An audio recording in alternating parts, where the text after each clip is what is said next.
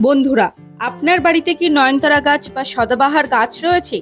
যদি থাকে তাহলে আজকের ভিডিওটি শেষ পর্যন্ত অবশ্যই দেখবেন, কারণ আজ আমরা এমন কিছু প্রচলিত বিশ্বাস, বাস্তুশাস্ত্রের মতামত এবং আয়ুর্বেদ উল্লেখিত তথ্য নিয়ে আলোচনা করব যা অনেকেই জানেন না।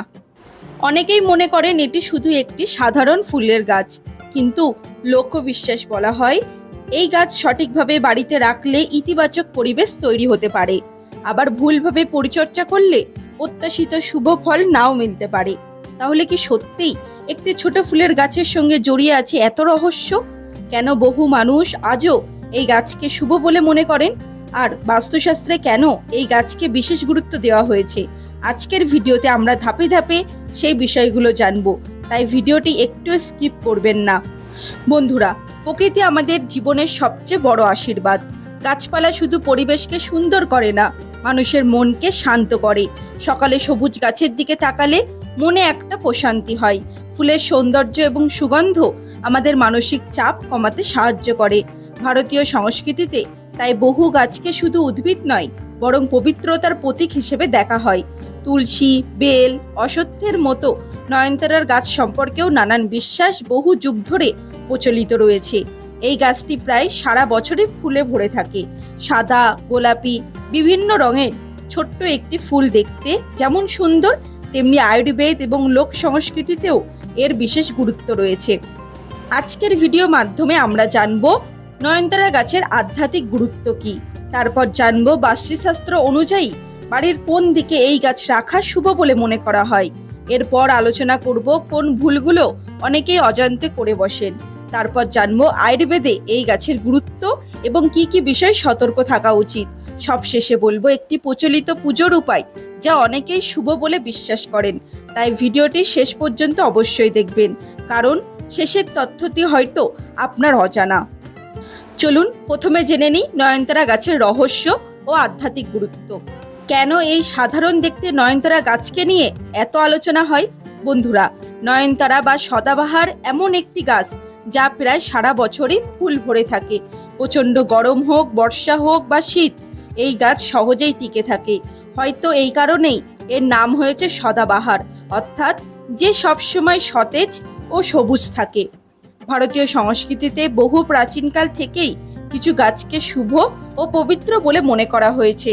লোকবিশ্বাসে বলা হয় যেসব গাছ খুব কম যত্নেও সবুজ থাকে এবং নিয়মিত ফুল দেয়, সেগুলি বাড়িতে ইতিবাচক পরিবেশ সৃষ্টি করে।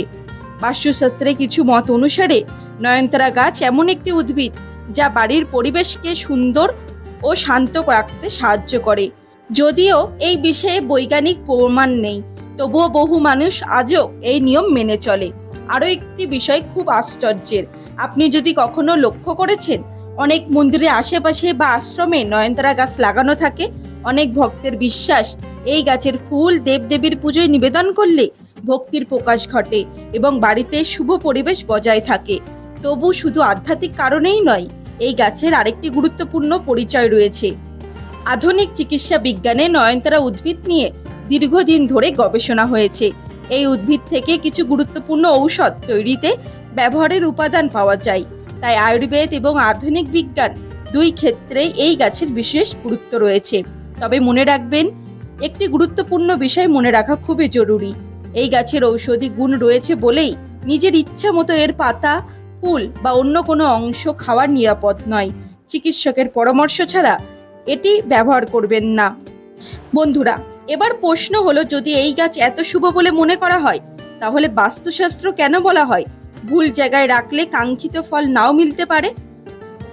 চলুন এবার আসা যাক আজকের ভিডিওর সবচেয়ে গুরুত্বপূর্ণ অংশে। বন্ধুরা, বাস্তুশাস্ত্র অনুসারে করেন এমন অনেক বিশ্বাস শুধু গাছ লাগালেই হয় না, গাছটি কোথায় রাখা হয়েছে, কিভাবে পরিচর্যা করা হচ্ছে সেটিও গুরুত্বপূর্ণ। কোন দিকে নয়নতারা গাছ রাখা শুভ?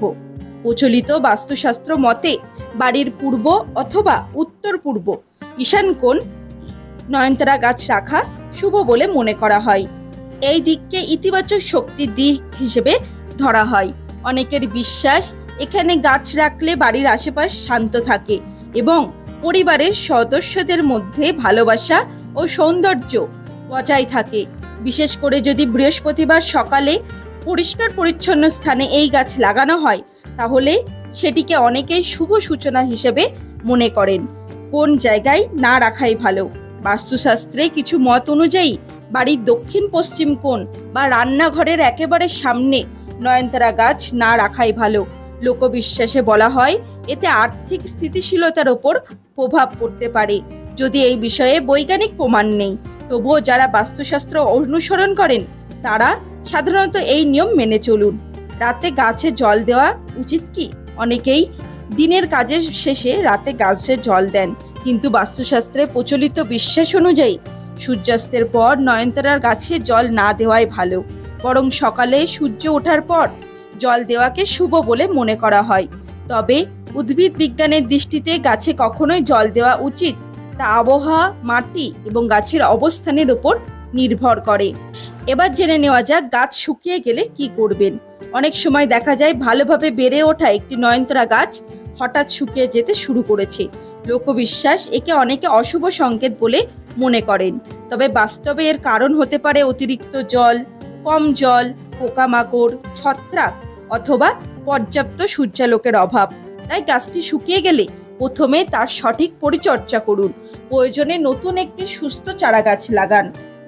শুকনো পাতা, নষ্ট ফুল বা ভাঙা ডাল দীর্ঘদিন গাছে রেখে দেবেন না। পরিষ্কার পরিচ্ছন্ন গাছ শুধু দেখতেই সুন্দর লাগে না, গাছের সুস্থ বৃদ্ধিতেও সাহায্য করে। অনেকের বিশ্বাস পরিচ্ছন্ন ও যত্নে রাখা গাছ বাড়ির ইতিবাচক পরিবেশ বজায় রাখতে সহায়ক। বন্ধুরা, এতক্ষণ আমরা জানলাম বাস্তুশাস্ত্রে প্রচলিত কিছু নিয়ম, কিন্তু এবার যে বিষয়টি জানবো সেটি সবচেয়ে আকর্ষণীয়। অনেকের বিশ্বাস করেন যে সপ্তাহের নির্দিষ্ট দিনে নয়নতারা ফুল দিয়ে পুজো করলে মানসিক শান্তি ও শুভ পরিবেশের অনুভূতি পাওয়া যায়। চলুন এবার জেনে নেওয়া যাক আয়ুর্বেদিক এবং ধর্মীয় আচার অনুষ্ঠানে নয়নতারা ফুলের গুরুত্ব সম্পর্কে। প্রাচীন আয়ুর্বেদে নয়নতারা উদ্ভিদের নানান গুণ উল্লেখ পাওয়া যায়।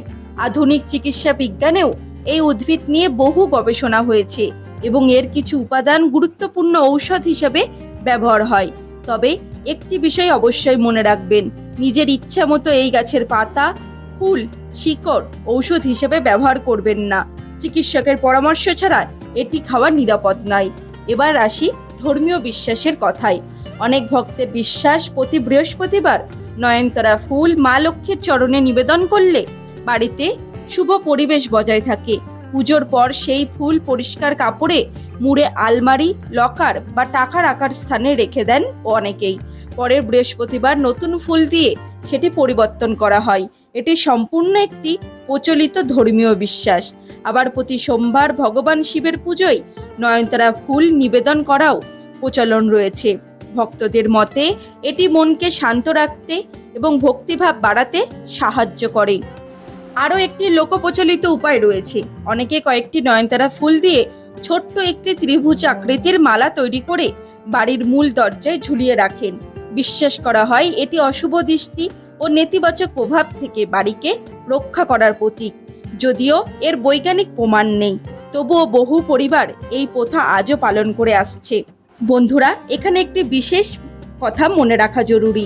গাছ কখনো অলৌকিকভাবে মানুষের ভাগ্য পরিবর্তন করে এমন দাবি প্রমাণিত নয়, কিন্তু একটি সুস্থ সবুজ ফুলে ভরা গাছ বাড়ির সৌন্দর্য বাড়ায়, পরিবেশকে প্রাণবন্ত করে এবং মানুষের মনে ইতিবাচক অনুভূতি তৈরি করতে সাহায্য করতে পারে।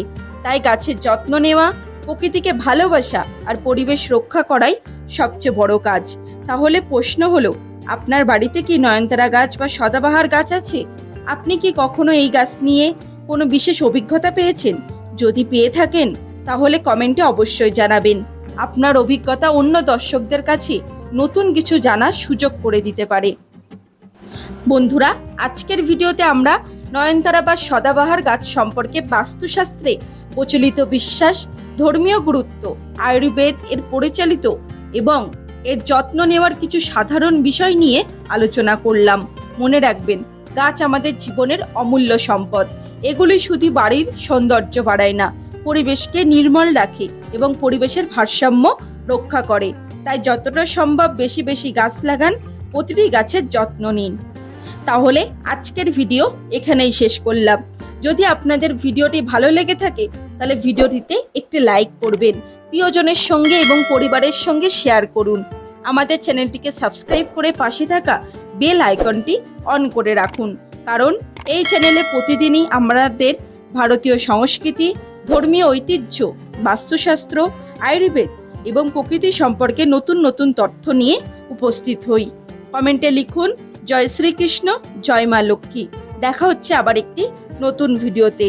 ততদিন ভালো থাকবেন, সুস্থ থাকবেন। ধন্যবাদ।